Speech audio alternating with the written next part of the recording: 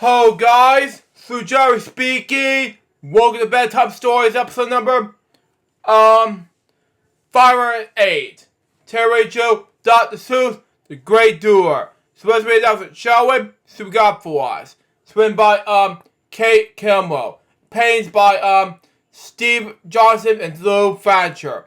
It was rarely seen artwork by Dr. Seuss. Here we go. Excuse me.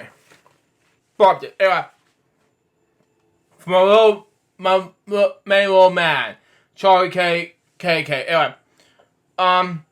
Published by Ram House, New York, copyright 2016, alright reserved. Seeing here is some drawings by Dr. Seuss that are made up.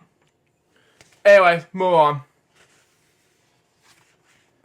It's a beautiful day in La Colour, California. A writer and artist is at work in the studio. The telephone rings. It's a reporter's calling the big news. The writer has won a big award with his books. It's a perfect surprise. The writer's Ted Geisel, also known as Dr. Seuss. Anyways, Ted nearly falls in his chair. Is this a joke? Ted loves playing jokes and pranks. But it takes the work seriously. Now, the world is doing so as well. Okay? Not bad for a long doer. Now, that has to make more sense anyway with the telephone call line. And that has to make more sense anyway. Hold on, let me get a drink real quick and move on to the next page.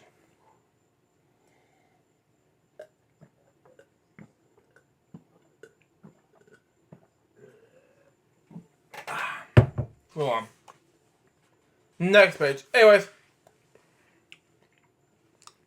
Theodore Ted Seuss Geisel was born March 2nd, 1904 in Springfield, Massachusetts. Excuse me.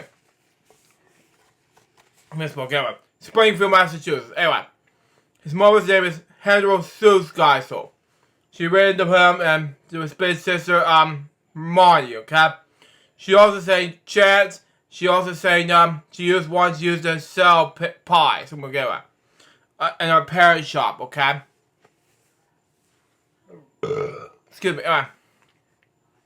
He later said he got his love of wordplay read from his mother. Thanks to his father, Theodore. Wow, okay. Ted became interested in machines.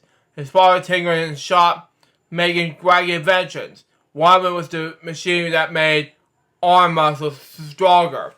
Now, that had to make more sense in any way, even though it's a great... Anyway. Doer himself. And that's part of Dr. Seuss's life, you know? Next page. Anyways, from an early age, Ted likes to doodle. He likes to have a pencil and pad at hand. Near his house was a zoo, lying in bed at night. You could hear the lions roaring. The elephants trumpeting. Goes like bark, more like barking to me. Anyway, during the day, he would go there and do pictures of animals. Anyways, Marty said his animals would never look quite like the real ones. Wow, okay. This had to make more perfect sense in any way. Even though it's elephant-like to say bark instead of the trumpet. That sounds like a trumpet to me. Unfortunately to say, growing up, I'm scared of the elephants growing up. I'm more of a pig person myself rather than an elephant. So, that's just my advice.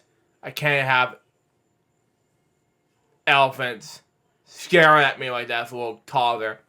So that's just me. Next page. Anyways, Ted has a happy childhood until World War I broke out. Wow. The Geisels were German American. Many Americans blamed the war of Germany. Wow. Kids bullied Ted. He wanted to prove that he was a true American. And I agree with that. So he joined the Boy Scouts and so wore bonds. He was one of the top 10 bond sellers. Wow. Okay, former President Theodore Roosevelt, which, by the way, makes sense anyway, came to honor the 10 Scouts. But then there was this mix-up no medal for Ted. He was so embarrassed. Ever since that day, he had stage fright. And I felt worried for Ted. You know, Dr. Seuss at that point forward. And I need him to be a Cub Scout, a male type of guy at the time. And I want him to be like that in Boy Scouts, America. Can you please do that? Please? Thank you. Next page. Anyways. That's the next page? Okay, move on. After high school, Ted went to Dartmouth College. He worked on the humor magazine. He drew zany-looking animals with zany names. Books with a queer umbrella tail. Sometimes he signed his drawings with just his middle name, Seuss. Dr. Seuss, that is. And he was an author of books. Because I grew up with his books growing up as a kid. A little teeny tiny kid growing up. And that made me feel like one of the very first books growing up, folks, is Dr. Seuss's ABCs. And that made me feel like I needed to do it anyway. And that is my childhood. Now, I grew up with his rhymes, his humor, everything. And that made me feel like I need to read books. Growing up. Especially the Disney books and everything. It made me feel like reading ABCs and everything else. Next page. Anyways, Ted went on to study at Oxford University, England. Wow. Okay? He was bored by the classes, so he had to do. Wow, okay. A fellow American student saw him doing. That is a very fine cow, said Helen Palmer. Wow, okay. You ought to be an artist. Ted and Helen rode around together on a motorcycle. Kind of reminds me of the whole... If you look back in the 60s and 70s, you look at the entire... 70s look. Bon Scott rode a motorcade in Australia. And he almost had an accident. He had an accident at one point. And to this very day, AC/DC, the new band, went to LA when Bon Scott went to be a roadie that time frame. And they joined in. Bon met the band, and suddenly, Bon went to be a lead singer and sacked Dave Evans. That's what happened. I'm not talking about this history about that. I will talk about that in future episodes of my book reviews. But anyway. Ted went to marry Helen. But how well did he earn a living? I don't know yet. You told me, Ted and Helen. This basically Dr. Seuss like. So that's just me. Next page. Anyways. Back in Springfield, Ted drew tons of cartoons. I love cartoons, by the way. Growing up like 2 Disney and things. That's just me. Anyway. He sent them to magazines. Signed Dr. Phil Roberts, Dr. Seuss. Wow, okay. A magazine called The Saturday Evening Post. Wow, okay. Bought some of his cartoons. Ted also got a job at a different magazine. Now, he could marry Helen. They moved to an apartment in New York City. He kept on doing. And that makes perfect sense. So you want to make more sure make more doing sense. And that has to be more drawing like in the 1940s until the 1970s when Helen passed away. So that makes perfect sense. Or 1970s like, but that just makes perfect sense. Next page. Anyways, Ted drew a clever cartoon about the bug spray called Flit. Okay? The bug spray company loved it and gave it more work. Okay? He became an admin. Okay? But as he did when he was a kid, he made up zany creatures. My dad. Excuse me, okay. It's time for ads. Years later, zany fish like these would fill this book. Miss McElligot's pool, which I'll get to that in bedtime stories in episodes a little bit. Now, for this one, I did not know what's going on. That has made perfect sense. And this is exciting objects between now and then. And that makes perfect sense in any way. Now, this one's another example, okay? That is another ad to say, we went back into these commercial breaks right here on Tuesdays. But this is not bad. It was not, we don't have TV back then. That was not TV back then. That was just newspapers and radio back then. In the 1940s, this is how much they earned it back then. You're talking 1940 something until 1950s when they had TV back in the day. Like I Love Lucy, Leave It to Beaver. That was 1957 at the time. I Love Lucy came out in 1951. So that is make more sense. So you're talking late 40s or late 50s. So that was TV. So there you go. When Cuckoo Frank always came on TV. But that's just me. If that was Jim Henson's first experience with TV in 1950. Anyways, next page. Anyways, Ted wanted to do more with his dueling. The trip by the ocean liner inspired him. The ship's engine drum, dum-dee-dum, do-dee-dum. He started to write the rhythm of the engine, okay? He wrote a story about the crazy things about the boy sees on his way to and from school. Well, okay. And when he sent it around the town, 27 publishers turned it down. Okay? Then he went on to Fred, who went on to just become a children's book editor. It makes more sense anyway. Mike McCulloch, McClintock, something like that, loved the book. The title was called, and the figure that I saw in Mulberry Street, which I talked about in Bedtime Story. I talked about in Bedtime Stories, mate. I'm not sure what it was. I'm not sure what episode it was at the time, but that's just me. Anyway, it was Dr. Seuss's very first book. Wow. That had made proper sense. So there you go with that. Even though it's a nice jewelry sense. Next page. Anyways, wow. That was a nice drawing, by the way. Dr. Seuss went on to publish new children's books at a steady rate for the rest of his life. Okay? Some of them won awards, including Horn Hatch the Egg was a big hit in 1940. It was a big hit in 1940 anyway. Well. Anyway, the story was silly, but it had some deep messages. People loved the elephant who said, I meant what I have said, and I have said what I meant. An elephant's faithful 100%. And I agree with that 1,000,000% at this point. And I agree with that, and it makes more sense.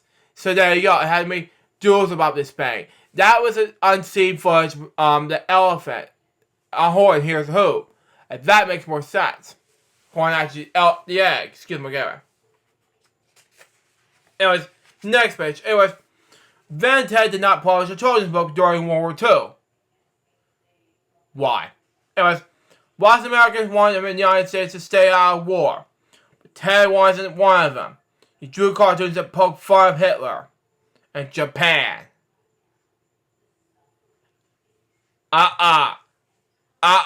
No, Dr. Seuss. That is a bad choice. You can't do that, Dr. Seuss. When I did some projects related to bedtime stories related to some Dr. Seuss books, that was some big issue for Dr. Seuss at the time.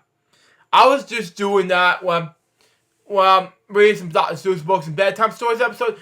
If you go back to early episodes of bedtime stories, you know what I'm talking about. But this one, no. Bad idea, Dr. Seuss. That is a bad idea.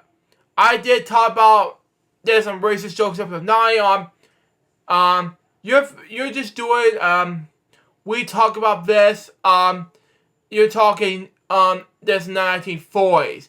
His name is Adolf Hitler. And I did show a clip of Adolf Hitler.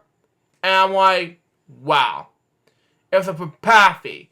And all of a sudden, and you're making fun of Japan, Dr. Seuss? That is not even an excuse. Anyway, they argued America to fight was right. And I agree with that. And I don't know what to do next, but stop Hitler now?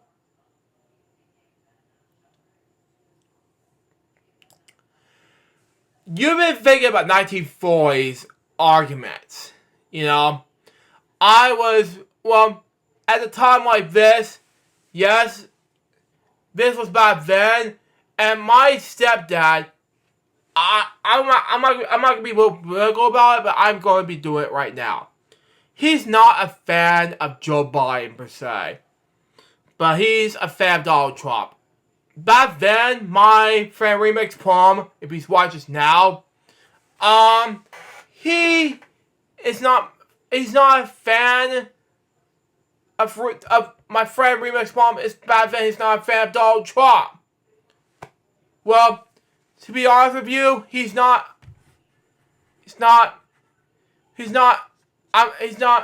good at anything. He's just sometimes, but not all the time. But it's just the thing is, I just want Joe Biden out of court. But enough politician stuff before I get out of the loop. But anyway.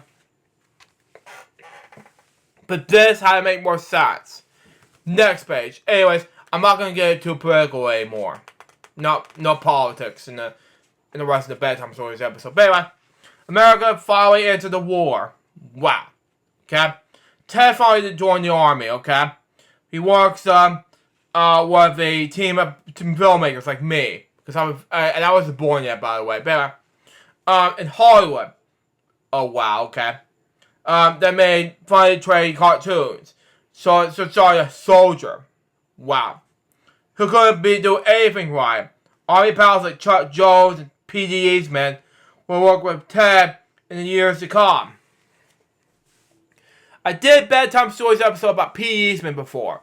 When I was a kid, I have a book called Are You My Mother? I have a picture about that with Elmo and Prairie Dog.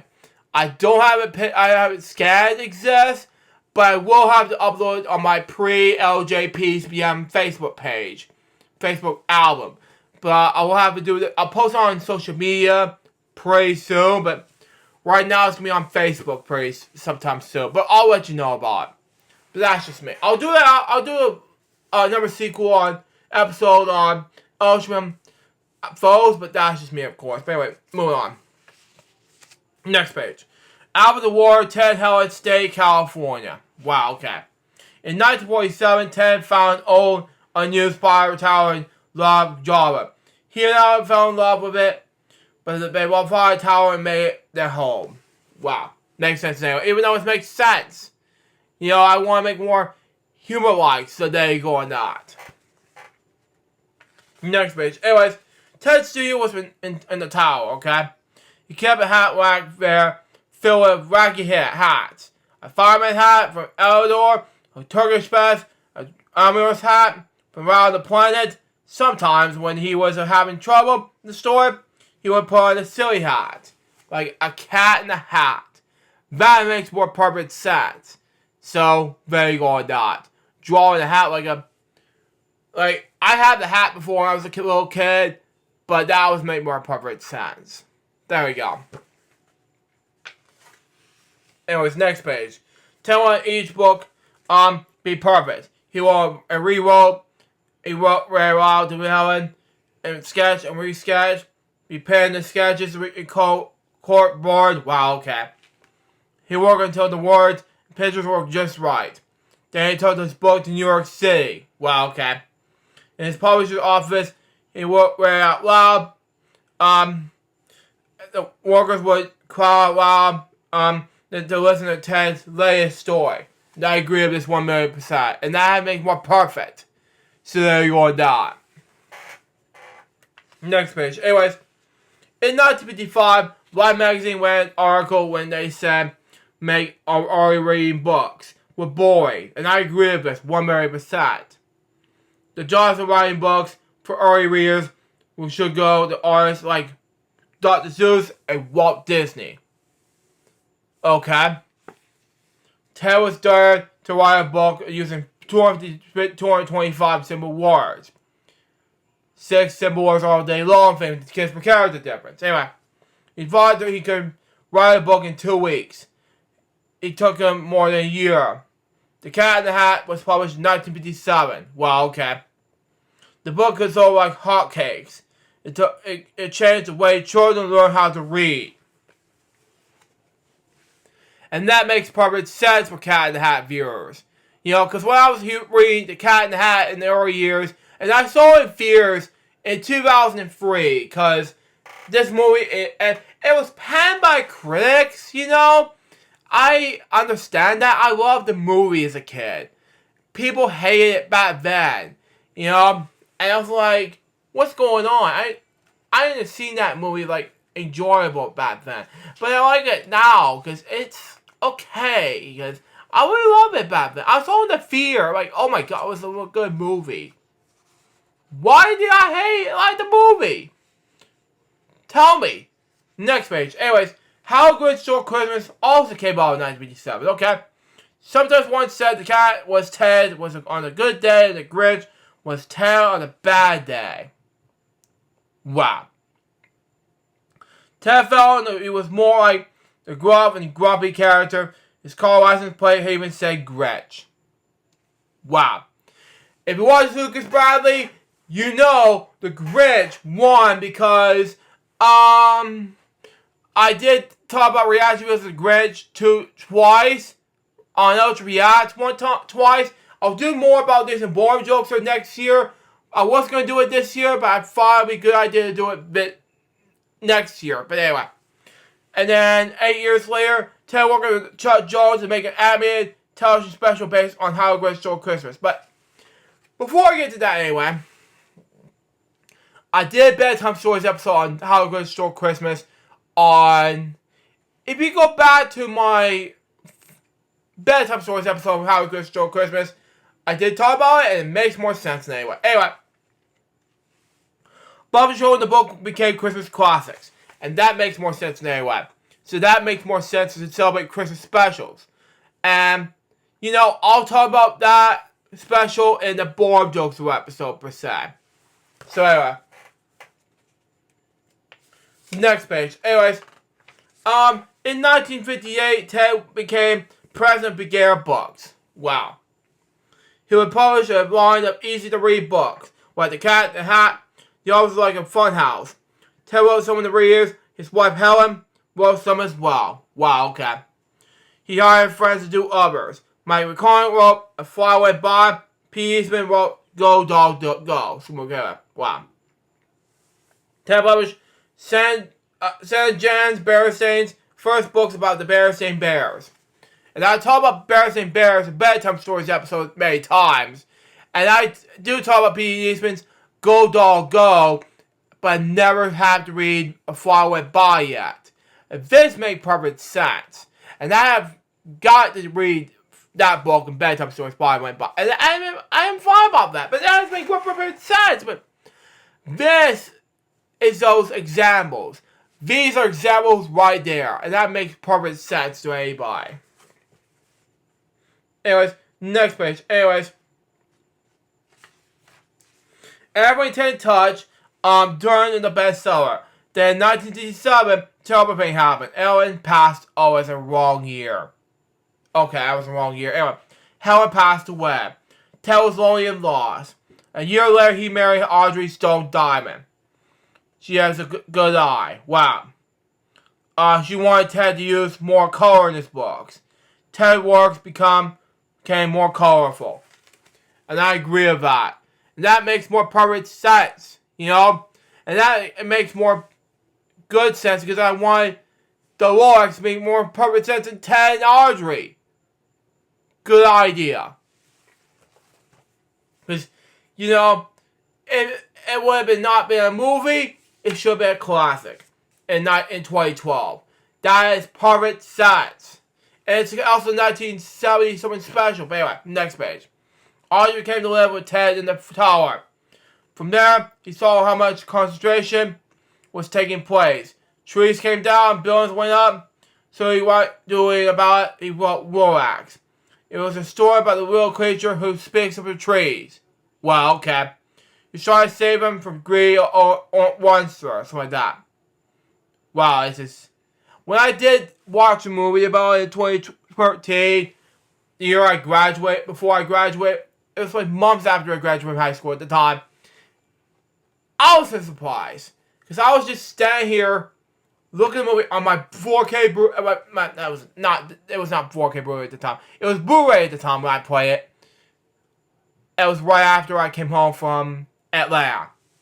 I was standing here like, oh my god, this just make more sense. But, you know, that's just me. Anyways, the story carried a powerful message about our environment. Wow. Makes perfect sense, folks. Even though I have to try it out anyway. And that makes perfect sense. Anyways, next page. Anyways, Another book was Power Measure was a Bar Battle book, which I never read before. Anyway, it tells about yokes and jokes. There's two armies are fighting over which side of the bread the bar. The fight is silly, but their weapons are serious. With deadly bombs to be dropped, the story never says some people felt the book would be too scary for children. But Ted knew kids will handle it. He felt that his message about the madness of nuclear war was important. I agree with that. It makes more sense. I don't want to get the duels out of the way, but that makes more perfect sense. Try to figure out that way. And that makes more get together like, to make more sense anyway. We're already almost at the 30-minute mark, so we're wrapping things up. Next page. Anyways, Ted was now world famous. For some years, he had been sick for cancer, but there was more and more book he needed to write. It was just a book of advice about life's ups and downs. It's called "Oh, the Place You Go." Be sure you look at the step, but stop your care and your great tact. Remember that life's a great balancing act. Will you see? Yes, you will indeed. 98 and 33.4% guaranteed. Kid, you move mountains. In the way these Ted's probably words, he died September 24th, 1991. He left behind 44 books that brought millions of children a great deal of joy. Wow. I was speechless. And he did some books that dedicate his memory. I read his book about 1, 2, 3, the counting book, 1, 2, 3 at the time. And then he did another book that's dedicated to his memory. I don't know what it was, but at that time frame, that has more sense with Dr. Seuss. So there you go. And then all the books I've read later to that is part of bedtime stories. But anyway, now last page of the book says this. Every spring on Ted's birthday, people get together, they wear the striped cat hat, and they celebrate the words, pictures, the spirit of Dr. Seuss, the great Doodler. And that makes perfect sense. So there you go, and Dr. Seuss, the cat in the hat, and all of that makes sense. And that makes perfect sense anyway. So that was Dr. Seuss, the great Doodler. What did I think about this book? It was amazing. So far, this book was a success. That was Bedtime Stories episode number 508. Hope you enjoy it. Stay next going to be Bedtime Stories episode 509, which will be about a Independence Day episode, which will celebrate 4th of July. Now, excuse me, I got tape Switch Series episodes, and then we'll do Weekend Celebrations episode on the day after 4th of July episode, and then I'll have to go to bed, because after this, I have to celebrate my stepdad's birthday, and get ready for some more stuff for you guys. Till next time, so John's Box Baby, get more Bedtime Stories episodes, guys, pretty soon. See out. See ya.